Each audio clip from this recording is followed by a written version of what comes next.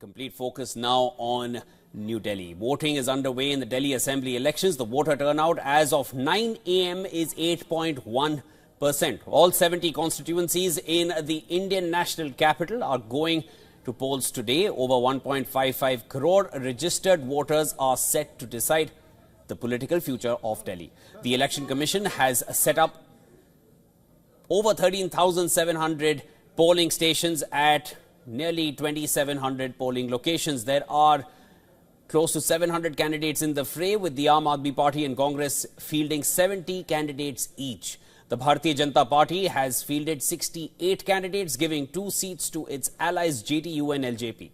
The Aam Aadmi Party is eyeing a third term, while the BJP is hoping to form a government in Delhi after a gap which has now been of 28 years. During the Delhi Assembly polls in 2020, Aam Aadmi Party won comfortable majorities, winning 62 and 67 seats respectively, and BJP had finished a distant second in both these polls, while the Congress, which ruled Delhi at one point of time for 15 years, had registered 0 seats in both these previous elections.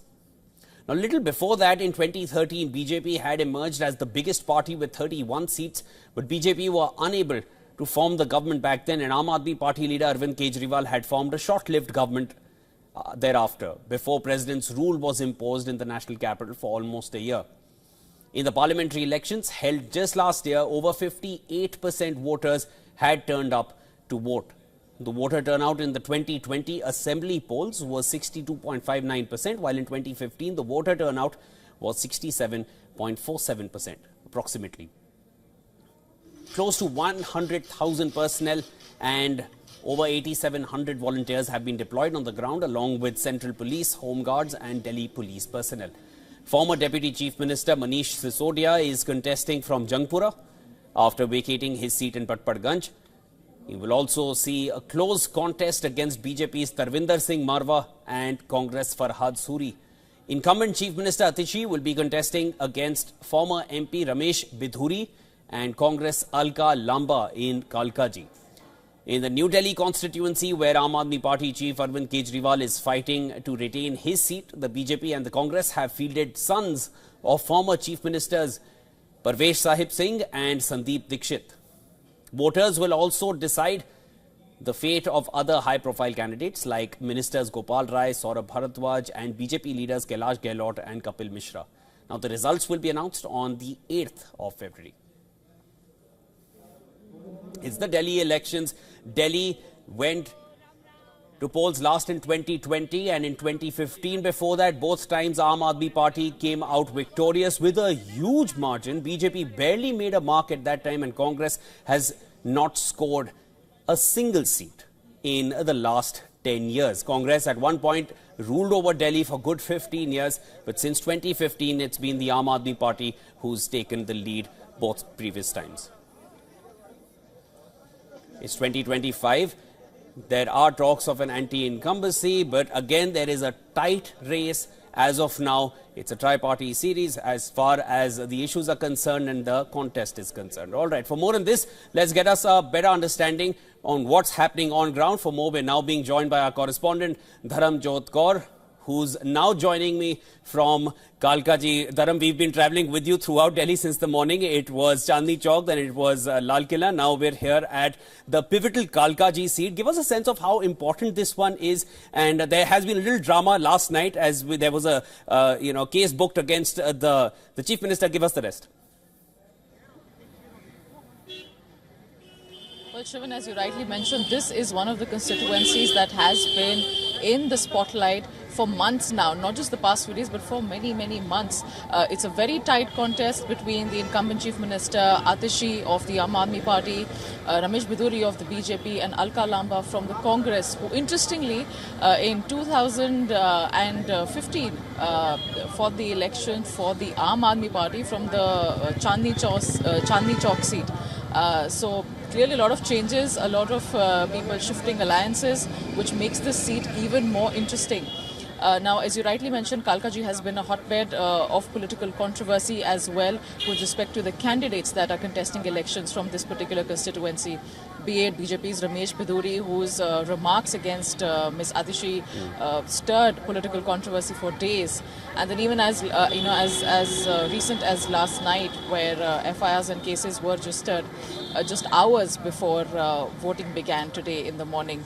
So there's definitely a lot of attention on this particular constituency, among others as well, clearly making it, very crystal clear for the voters of Delhi that this is in fact a very, very crucial election for all the parties concerned, Shivan, be it the Aam Aadmi Party that is eyeing a third term in power, yes, the BJP who's looking to make some sort of a comeback after 28 years of not being in power over here, and the Congress who has literally no seats in the past two elections, and they're also looking to at least make some mark, yes, if not gain a majority in this election. So very, very high stakes. But at the bottom, at the center, and the bottom line for this entire election is the issues that are still prevalent for the people. As you can see behind me, there's a steady, slow but steady stream of people trickling in.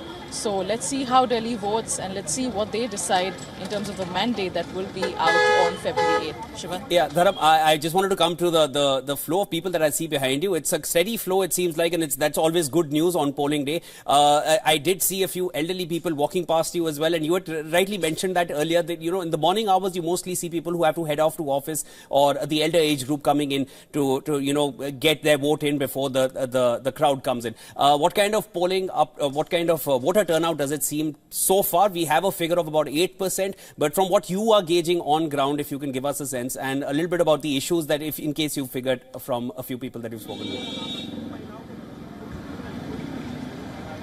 Well, Shivan, with respect to the voter turnout, again, it's still in the single digits. The Election Commission will be updating that in a few minutes from now. So we're hoping that goes up to the double digits. Delhi usually votes between a 55 to 65% voter turnout, whether it's the Lok Sabha elections or the Assembly elections. That's the range that the voter turnout usually falls in. That's been the trend for the past few years. Coming to the demography that we're seeing, yes, a lot of elderly people.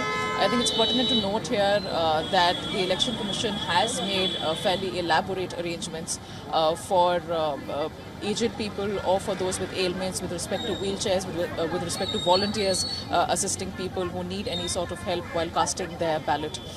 So good news on that front. Administratively, it's been a smooth sail so far, but we still have a long way ahead of us. Voting ends at 6 p.m. in the evening. More people are expected to gather and cast their vote in the evening. That's the trend we've seen in the past as well. Between 4 to 6 p.m. the last 2 hours is when, it's considered the rush hour, is when people come in and they cast their franchise. The last thing, coming to issues, as you pointed out, there have been a myriad of issues that were at the epicenter of this particular election, be it through political rhetoric or through some very legitimate concerns that voters have pointed out. We've seen the allegations of Yamuna poisoning being one of the main issues that made headlines. But potable water, the paucity of it is definitely a problem that Delhi's residents do grapple with.